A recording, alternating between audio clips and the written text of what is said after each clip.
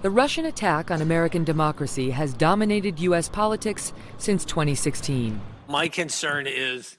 But what worries NSA Director Mike Rogers is the certainty more attacks are coming. Everything, both as a director of NSA and what I see on the Cyber Command side, leads me to believe that if we don't change the dynamic here, this is going to continue. And 2016 won't be viewed as something isolated. This is something will be sustained over time. Retired Admiral James Stavridis is former NATO Supreme Allied Commander and Chief International Security and Diplomacy Analyst for NBC News. The intrusion into our electoral process is the most significant incursion into American society since Pearl Harbor. If you were advising the president on how to respond to that, what would you tell him to do? I'd say we ought to be doing three things. The first is we ought to be increasing our defensive game so that we can know when this is happening to us.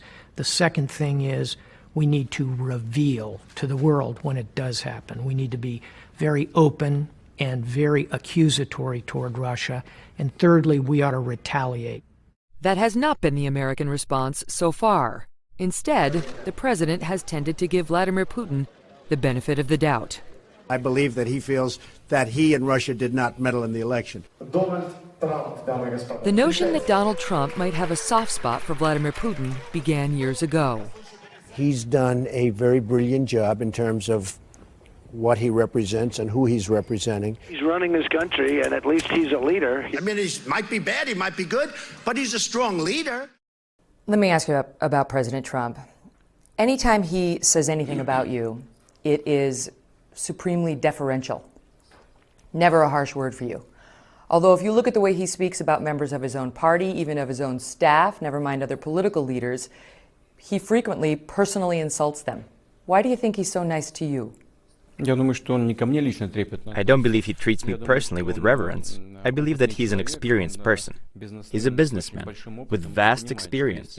And he understands that if you need to, if it is necessary to establish a cooperative relationship with someone, then you have to treat your current or potential partner with respect. Otherwise, nothing will come of it.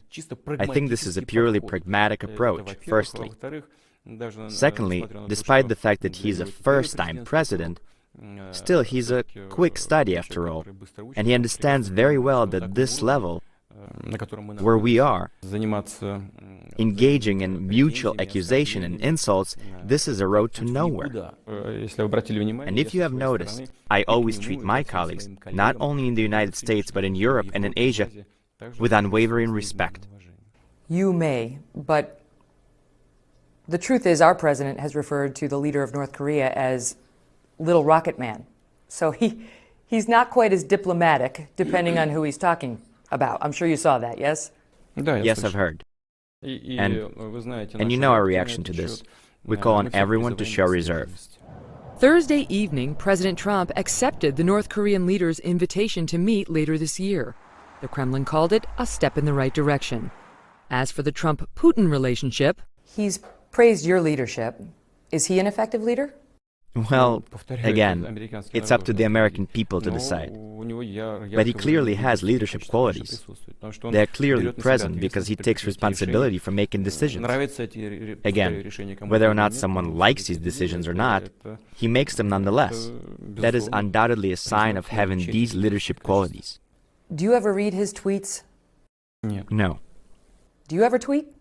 No. Why not? I have other ways of expressing my point of view or implementing a decision. Donald is a more modern individual. Would you say he's more colorful than you are? Perhaps. Donald Trump first visited Russia 30 years ago. Over the years, he has pursued Russian investment. With Russian financing, Mr. Trump built luxury towers. Wealthy Russians bought his condos and leased his name for their own projects. Shortly before Mr. Trump took his Miss Universe pageant to Moscow in 2013, he told David Letterman that he'd met Vladimir Putin. It's Vladimir Putin. Have you ever met the guy? Tough guy. I met him once. On the day of the pageant, he said this. I do have a relationship with him. Afterward, this. I was in Russia. I was in Moscow recently, and I spoke indirectly and directly with President Putin, who could not have been nicer. And in 2016, this. I never met Putin. I don't know who Putin is. He said one nice thing about me. He said I'm a genius. Mr. Putin's version of the story, however, hasn't changed. Now, Donald came over here to Russia even before he was a candidate. I didn't even know that he had been here. Well, in other words, I found out after the fact. I was told that he, in fact, had been in Russia. I have no clue that he was in Russia. Years ago, before Donald Trump ran for president, he said he knew you and that he spoke with you a lot. Is that true? No, I never met him. Before his presidency? Before he ran? Before he ran. No, I didn't know him. I had never even talked to him on the phone or otherwise. As for the future of the Trump-Putin relationship, former CIA Chief John Brennan says that's to be determined.